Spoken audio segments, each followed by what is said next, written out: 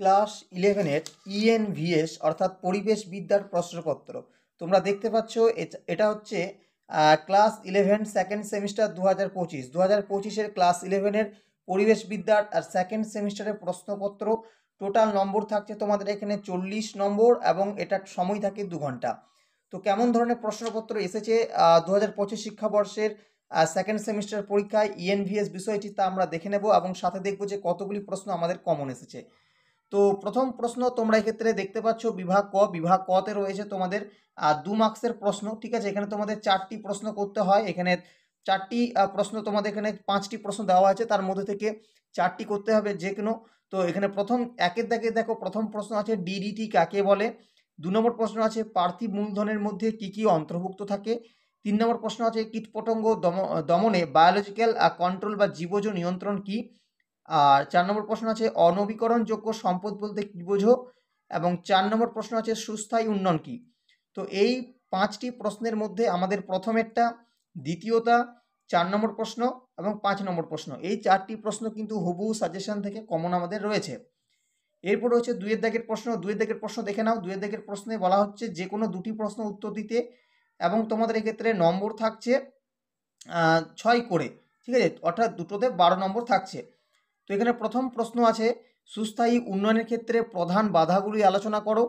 দ্বিতীয় প্রশ্ন আছে বিভিন্ন প্রকার জলসেচ পদ্ধতি সম্পর্কে সংক্ষিপ্ত আলোচনা করো। 3 নম্বর প্রশ্ন আছে শস্য পোকা দমনের প্রধান ব্যবস্থাগুলি আলোচনা করো।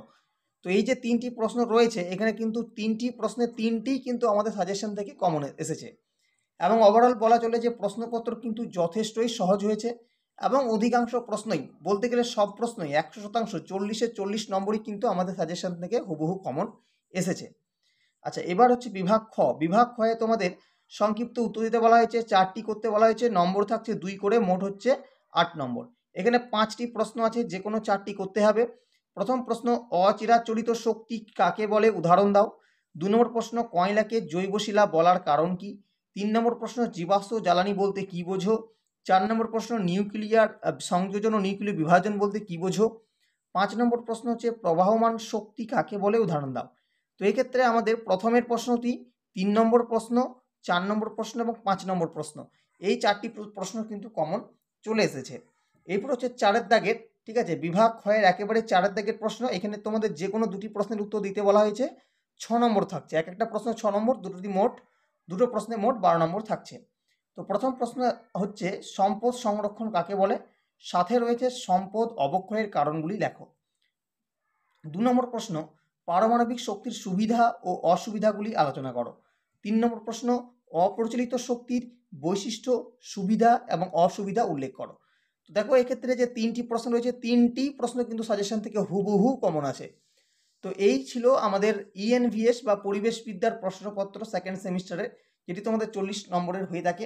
তো মোটামুটি ওভারঅল যেটা দেখা গেল যে প্রশ্নপত্র যথেষ্টই সহজ হয়েছে এবং আমাদের সাজেশন থেকে কিন্তু সবকটা প্রশ্নই কমন এসেছে।